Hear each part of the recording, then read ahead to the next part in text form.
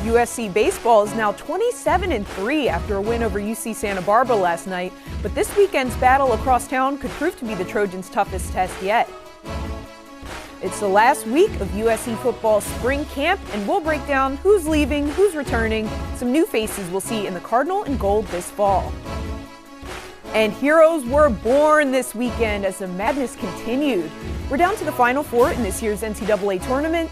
All this and more coming up on Sports Scene.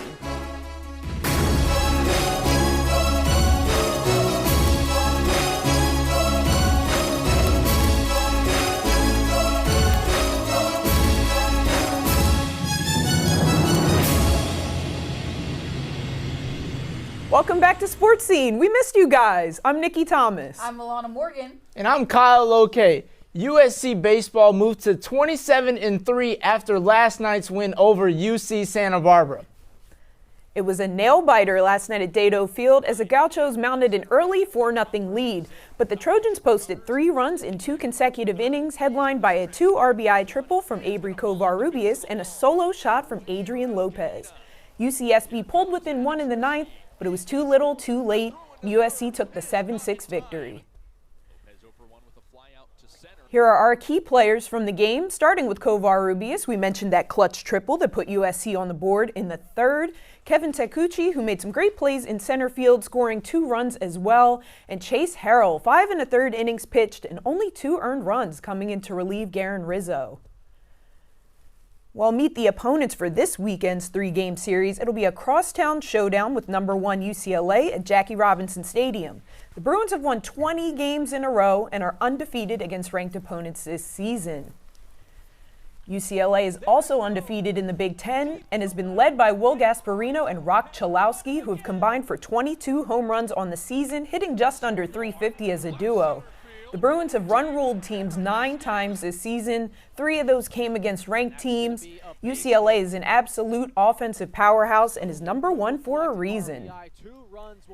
Let's take a look at the stat comparison here. UCLA with a whopping .305 collective batting average, 250 RBI through 28 games compared to 188 for USC through 30. But the Trojans keeping that ERA under 3, UCLA scoring a lot of runs, but maybe giving up a few more too. We'll let you know what we think of this matchup in just a second, but first, let's see what's happening in this week's X's and O's. Heading into the season, Andy Stankiewicz had a decision to make with 6 listed catchers on the roster. The outlier for who would get playing time turned to who could produce most at the plate. And although Augie Lopez isn't catching this season, he has found his way into the lineup with a major switch in his swing. So let's dig into the batter's box for today's edition of X's and O's.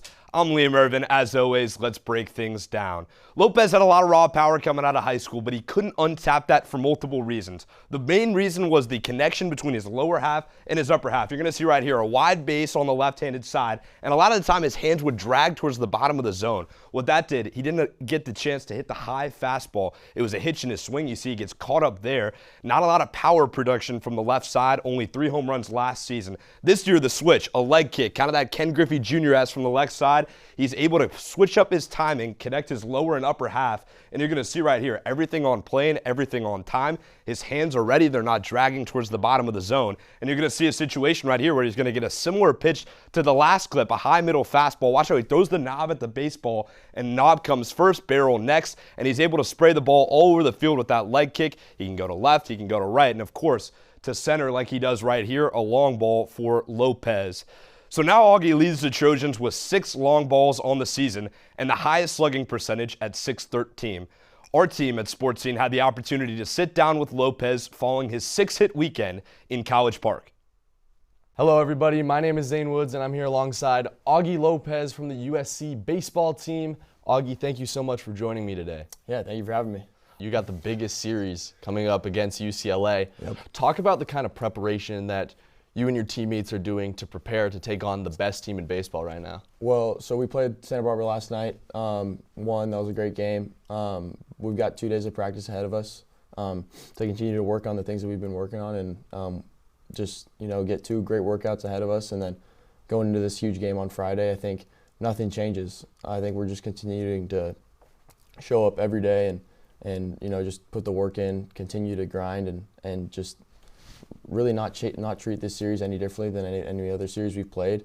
I feel like if we continue to just put our work in and nothing changes, then we'll be all right. It's more than just playing the number one team in baseball, right? I mean, this is a rivalry game. You know, the bad blood between the Bruins and the Trojans goes back a long ways. Does that add an extra, I guess, motivator going into the series? Not just you're playing the number one team, but you're also playing your number one rival on top of that. Yeah, no, it definitely does add to it. I feel like us taking the series from last year, we definitely have the momentum, I think, in this rivalry, you could say. But we're going to do our best to not treat this like any other, or just to treat this like any other series. But I feel like everyone on our team knows deep down like this one means a little bit more. And we're going to come out swinging. I feel like it's going to be a great series, and we're playing over there this year. So, you know, we're not going to have as many fans as on our side, but I feel like the Trojan faithful will show out, and we'll have a good enough support staff there. So I think if we just show up, you know, trust in our coaching staff and our pitchers, and the bats will show up. I mean, there's no telling what this team can do, especially against the number one team in the country. I mean, we're just going to dominate. Augie, thank you so much for joining us today here on Sports Scene. Now we're going to send it back to Alana, Kyle, and Nikki to talk a little bit more about this upcoming series against UCLA. Fantastic stuff from Zane there. I know I have my thoughts, but I want to know from you two, what's it going to take for USC to compete with the number one team in the nation? Well, you can't start off slow. Yeah, just to set the tone early. That's what you have to setting set the it tone early because we saw right there against UC Santa Barbara down by 4 against Oregon State. Yeah. A team that had lost 7 of its last 9 coming in, though. I mean, similar to Oregon State, but also you're going up against UCLA. They already have a better batting average than USC. Yeah. They average more hits than USC. They have an average 11 hits a game. USC average roughly 9 hits a game. They have more RBIs than USC. Yeah. They average 9 RBIs. USC averages 7. So when you look at it statistically, that adds up. And for USC, you cannot start off slow, especially how you played against UC Santa Barbara. And speaking on that, we've even seen how their offense can get a little quiet. So that's why setting the tone is so important so early. Other teams have taken advantage of that, and UCLA would definitely take advantage of that. So the Trojans really need to just go in like all at it, especially the first inning. Yeah, I mean, USC certainly has the dominant upper hand in terms of starting pitching. I think it'll be a great battle, you know, their bats versus our guys' pitchers. Mason Edwards. Yeah, I mean, the defense can come up, but what you need is the bats. The bats can't go to sleep. Yeah. They cannot. And we've seen what UCLA's been able to do. Batting average, everything I just said, statistical category. Yeah. But for USC, you got to come out swinging. This is the time where you cannot sleep, because if you do, don't sleep. you're going to lose. I mean, they almost lost to UCSB last night. And what does that say? It's not a great team. A team with great starting pitching, but not a good team overall. It wasn't. So this showdown will likely be each of these teams' toughest matchups for the remainder of the season. Be sure to catch all the action this Friday, Saturday, and Sunday. It's been a busy month for USC football with spring training underway and the Trojans continuing to make moves in recruiting. Now the Trojans have added several new recruits to their roster, including Honor Flave Johnson, Danny Lang, and Drew Fielder, who have been committed to Oregon since February 1st. Fielder is the third recruit the Trojans have flipped from their West Coast rival in the last 2 years. As they build for next season, the Trojans have several standout players, including Jaden Mayava, King Miller, Wayman Jordan, and now Kyle, Nikki, we have to talk about it. How are you guys feeling? New recruits, for one, even more recruits, new defensive coordinator, as we already know. The schedule's tough. What are you guys feeling about the recruits that were just added? I mean, the recruits, you talk about this team, they're solely depending on their freshmen this season. The majority of this team consists of freshmen. 46 freshmen on the roster, including regular true freshmen and redshirt freshmen. 25 sophomores, 16 juniors, and 16 seniors. Okay, with the numbers. Look, I got the numbers because, look, you have the number 1 recruiting class in 2026. But when you look at it, you look at that schedule, Big Ten all over it. Ohio State, Penn State, Indiana at Indiana. Exactly. Very tough. Some home games, though. A lot of early home games as well with some tough opponents. And for the veterans, you can't sleep. You have Mayava still at quarterback, but also the offensive line, which could be used to their advantage. But when you talk about this recruit, now you're depending on guys who are 17, 18, 19. Yeah. And they've been able to prove that last year to Nook Hines, a lot of different guys, King Miller. But prove what? I'm just saying that the freshmen can play. This is a perpetual 9-3, 8-4 team. This is a team that is happy with playing in the Honey Bunches of Oats Bowl at the end of the year. Well, and no, but missing that the was- playoffs. this is a new season. If you're gonna play in that Gary bowl, Patterson got to show me something. Look, that's all I know. look, Gary no, Patterson got to show me I agree. something. understand, but if you're gonna play in that bowl, you might as well win it because against TCU you didn't bring nothing back. Yeah. So Not you at got to all. bring some hardware back if you're not gonna go to the championship Yeah. or let alone the college football. And playoff. that's what they've been doing. We need And something. they're not going to the college football playoff. You Well, don't see we three don't know losses that. on that. You don't see three losses don't on that know that. schedule. But what's helping them though is number one in 2026. But we need Jaden And the- Mayaba to be the even more freshmen been balling. consistent, though. We need him to be even more I'm telling consistent you, throughout that the game. defense got to show something this year. I Or, mean, we we know know that secondary was weak last year. because Lincoln Riley has never truly been in the hot seat while he's been here at USC. Let's be honest about he's that. been You're gonna put he's him in been- the hot seat. Look, I mean, he's been skating by. Somebody needs to. He's been skating by. Hot He's seat been by getting Nick it done. Skating by. He's skating by 9-3. But I guarantee you this year, if he goes below that, there's going to be a warning sign right next to his name.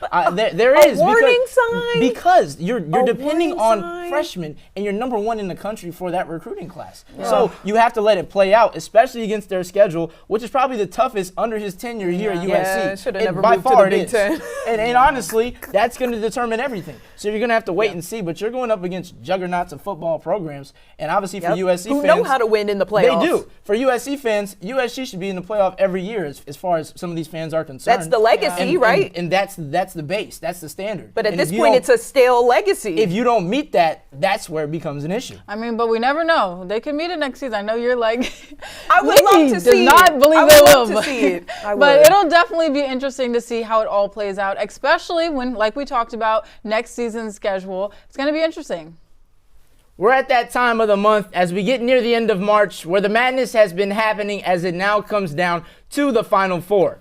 The teams in the last four spots in the tournament is the battle of the number one seeds with Michigan taking on Arizona and number 2 UConn going up against number 3 Illinois.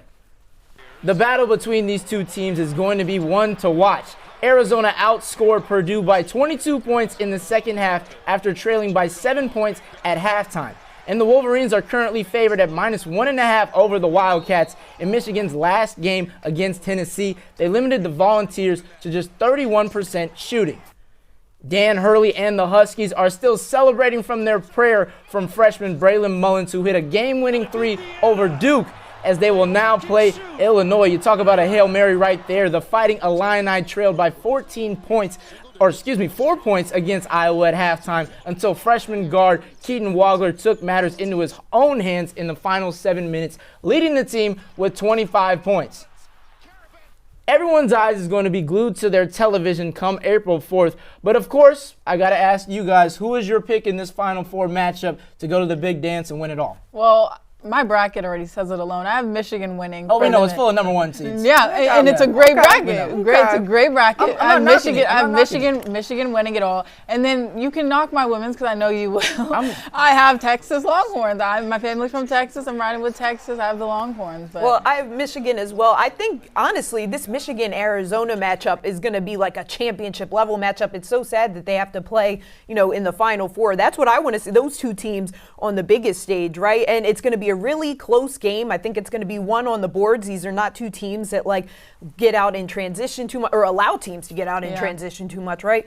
And Michigan shooting just a little bit better, 54%, Arizona shooting 50%. It's really going to be a tough one. It's a tight one, but I'm taking Michigan since the Duke Blue Devils got knocked out this weekend. Okay. Y'all disappointed me. We Duke heard one your hurt. guys' picks, but look, we talked about this earlier in the year. I'm still going with Arizona. You guys said I only picked the number one seeds. Well, guess Yeah. which number one seed is in the Final Four? Three of them. It's Exactly. three of the so four. it's the Arizona It's three of the Wildcats. four. Co-Pete 20 points against they Purdue. finna do with Lax? What are they gonna do with Look, Lax? I watch. We're going to watch it because, look, Arizona, they have a way to get to the final. They're going to do it. I believe in them. They've shown that they can get there. They're already in the Final Four. Co-Pete 20 points against Purdue, which they're actually He's down. inconsistent, It doesn't matter. though. All we need you to be is consistent when it matters. And so far, he's proven that. I mean, I down against Purdue, find a way to come up clutch. So for this team, they're my favorite. I'm riding with it until they prove me wrong. Yeah. I don't think that's a bad take. I think Arizona could pull it No. through as well. Now it's not a bad take. I never but said it was. Well, Let me 6 get it. weeks ago, I was getting ripped for We're it. just, No, I guess, convinced it's no, not going to be you weren't. UConn or Illinois. That's the one thing we can all agree on, I UConn's guess. a sleeper. Yeah. Certainly. But definitely a sleeper. We saw that against Final Four sleeper, not a Yeah. championship sleeper. Yeah, no. I mean, you know. Who knows? It Mullins should be may interesting. do something crazy. I mean, Yeah, Dan Hurley. and you see living how, on a wait, prayer. Dan Hurley. You see how he talks to his players? That's why I want to. You see how he talks to the refs? It's okay. Well, these 4 teams will look to lace them up and put on their dancing shoes, as only 2 will be able to advance to go to the big dance in Indianapolis.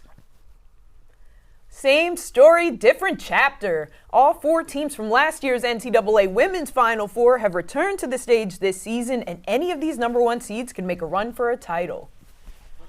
First, it's a rematch from November between UCLA and Texas. The Longhorns representing the Bruins' lone loss on the season. 4 Texas players in double figures in that one, led by Rory Harmon with 26. But UCLA coming into true postseason form behind Sacramento 2 regional most outstanding player Lauren Betts. Look at the move there. On the other side, South Carolina coming off an Elite 8 win over TCU a few days ago. Joyce Edwards leading the way with 24 points and 12 rebounds, followed by breakout tournament star Agat McKeer with 18 points.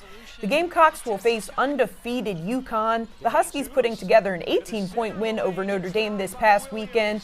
20-plus point games for Blanca Quinones and Sarah Strong. All right, y'all, tell me who y'all got. Who's winning it all? Well, I kind of jumped the gun a little bit earlier, and I said my pick already, but the Texas Longhorn. And now Tell us why. Wait, Tell us why. let me. Yeah. One. I always love Texas, right? For Texas. Do I think that UCLA will beat them? That I'm a little scared about. I'm a little scared. I still have my faith in Texas. Madison Booker, though, she's been dominating. This is a great team, and they've shown it, and now they're going to prove that. And who knows what will happen? Hopefully, the Bruins won't. Yeah, they're good. Texas have over a 35-point margin of victory in this NCAA tournament. Yeah. That is just outstanding. So does one other team, the UConn Huskies. Yeah, we knew that. No. 27-point margin of victory. 37. 27. I'm telling you, I did the math. Over the last 2 games. 27-point margin of victory through the tournament for the Huskies. 35 for Texas. It doesn't last 2 games. It don't matter? 37-point last 2 games. It don't matter? 37-point last 2 games. But look, UConn Huskies, Gino 38-0. I'm riding with the number 1 seed. Again, you guys disagree with me earlier That's a this good year. easy pick. What do you mean easy pick? This is a team that's been balling. Well, I mean, every they year. have been balling, Sarah but like Strong, it's 21 points. I mean, Blanca Quinones, 20 points. You talk about a girl to get everything, get the rebounds. Come on, this is a team that has It's not proven a good it. rebounding team. No, that's but- their one. No, one not the little rebounds. thorn. I'm saying in their performance, their last performance against Notre Dame. And obviously, they get to the Final Four. Blanca Quinones is doing her thing. Sarah Strong showing how strong she is. AZ Fudd, even when she's off, everyone else is on. AZ Fudd, 45% from 3, AZ Fudd is. How ridiculous is that? Yeah. Pull up, knock it down. All right, okay. Well, we have debated all year. The stage has been set. And this weekend, a champion will finally be crowned in the women's NCAA tournament. Still ahead, we'll have more on the dominance of the Trojans women's water polo team. You won't want to miss it. And big things are happening in women's college volleyball. All of that and more coming right up.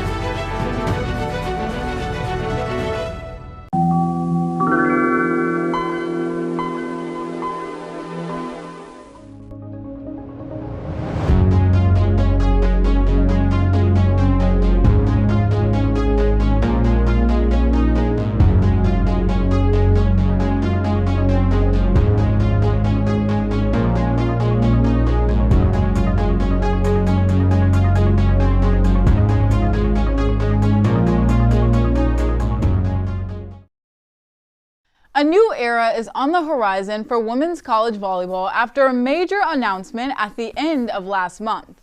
Now, all 18 Big Ten schools and all 16 SEC institutions will match up beginning September 1st, leading up to a historic doubleheader at Ridgely Field on Sunday, September 6th. The Trojans women's volleyball team will face Texas in a road match on September 2nd as part of a challenge week, a showcase that reflects growth and national momentum for the sport. It all begins at the start of the 2026 season, setting the stage for something special in women's college volleyball. The USC women's water polo team has been making some waves in the water as they are now ranked #1 in the country and are on a 10-game win streak. These group of girls have been cutting through the water like knife through butter. The Trojans are 20-2 on the season and have averaged 18 goals per game while allowing an average of 8 goals against their opponents. The Trojans have just one game left, a crosstown matchup against the #2 ranked UCLA Bruins for the third time this season before they enter tournament play. This game is going to be for all the marbles as UCLA has already given USC its only 2 losses on the year, and the Trojans will be looking for redemption. But now let's send it over to Nikki to check out the 5-day forecast. Thanks, Kyle. Well, we'll start off tomorrow with women's golf at the Augusta National Women's Amateur. See Catherine Park with the shot there. The Trojans will be playing in Augusta through Saturday. Friday, you already know, USC Baseball travels across town for a 3-game series against UCLA. Friday, Saturday, Sunday, huge conference matchup for both teams. Then on Saturday, men's volleyball facing off against number 14 Stanford. 2 of the Trojans' 3 losses this season have come to ranked opponents, so it'll be a challenge for them. And then to round out the weekend, USC men's tennis will host Ohio State at David X. Marks Stadium. The Trojans are 5-2 in conference play this season, looking to improve with 2 Big Ten matchups this weekend. Then on Monday, women's lacrosse on a Midwest swing, hoping to bounce back from a 5-game losing streak in a non-conference matchup against Central Michigan. That's our 5-day forecast, and per usual, we're going to send it over to Casey and Terrence to hear their picks for Trojan of the Week. Hi everybody, we're here outside of Ronald Tudor Center, April Fool's Day. I'm Terrence Holton, joined alongside by my fool, Casey Kalsner, and my Trojan of the Week, she's no fool, it's Rachel Gazaniga of women's water polo. Now, over the weekend, they picked up a massive win, beating Cal. Now, she had 4 points, 3 goals, 1 assist, including a steal, really getting it done on both sides of the ball. It was wet yesterday at Dado Field, but the field wasn't soggy for Augie Lopez. This past week, USC won 3 games, lost 1. Augie had 3 home runs, 9 runs driven in, and 6 base hits. I was talking to hitting coach Travis Jewett. He compared him to Ken Griffey Jr., Terrence. Wow. That's some pretty bold take, and I'm going to start it off just like that because that's ridiculous to compare him to Ken Griffey Jr. First off, I don't want to trash him. You're more qualified than a coach to compare someone to Ken comp? Griffey Jr., I'd say so. I don't want to trash him too much, friend of the program on the show earlier today. But here's the thing, Casey. The women's water polo team took down the #4 team in the country currently. They're #1 right now. It's incomparable. So they beat a worse team. Because if they're number 4 in the country, #4 in the country. If you're #1 and you beat #4, you're playing back. Tell me, what is Maryland ranked?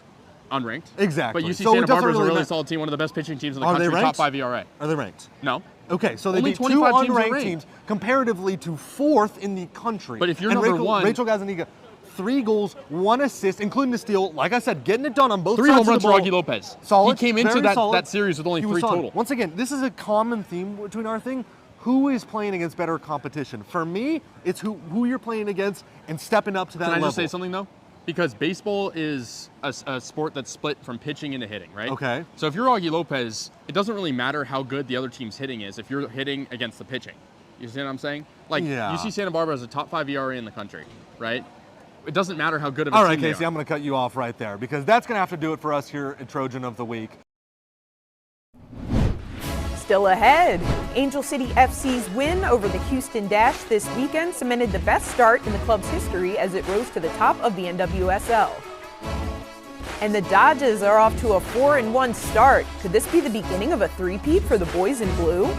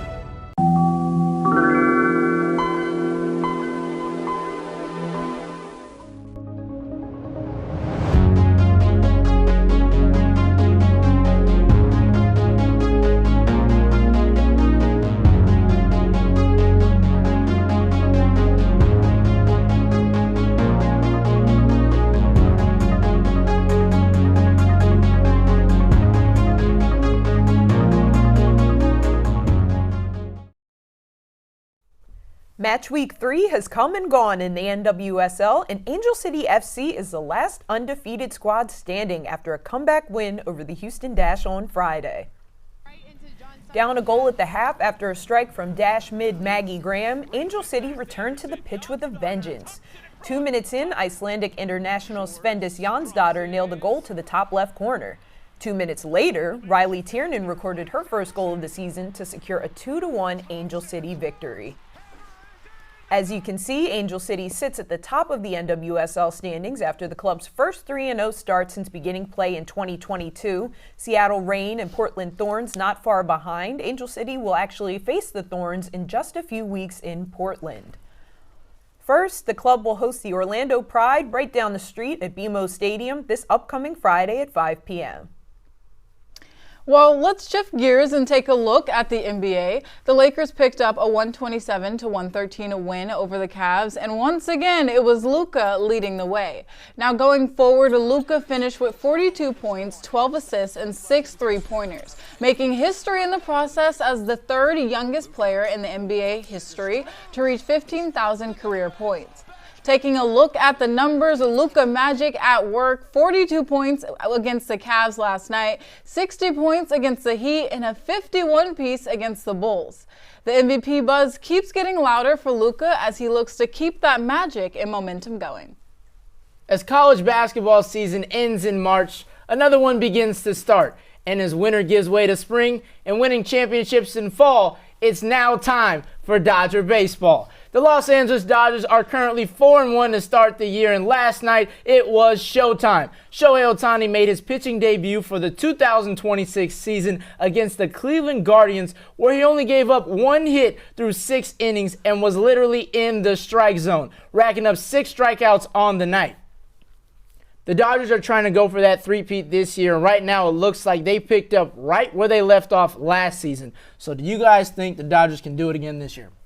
Absolutely. This is not the Dodgers. This is the Avengers. This is the Avengers. This is a super. You would say absolutely. Have you seen the team? The elite star power on this roster. Like, it's just so hard to three-peat. Look, it hasn't been done in Major League Baseball since, what, 1998 to 2000? A back-to-back win hasn't been done in 25 years. So I'm saying you never know what can happen. It's just very statistically difficult. I find it hard to say, like, without a doubt. Now, if any team were to do it, it probably would be this team. But I find it very, very difficult to say without a doubt it's going down that way. It's very difficult for it to happen, but we saw what happened last year. They won the World Series. But teams play you, the stakes are different. Teams play you different when they know you're going for a three-peat. They are different. They tried to play them different when they went for a back-to-back. But guess what? But back-to-back is not anywhere close to it. They weren't even the best team in baseball. Not anywhere close. They weren't even the best team, and they still did it. Not at all. They're going to do it again this year, and the Dodgers dynasty will be trying to add championship number 10 to their resume and another three-peat in Los Angeles as their race to October has officially begun. That is all we've got for this week. For Sports Scene, I'm Nikki Thomas. I'm Alana Morgan. And I'm Kyle O'Kay. Make sure to follow Annenberg Media Sports on Instagram and X for all of our USC sports coverage.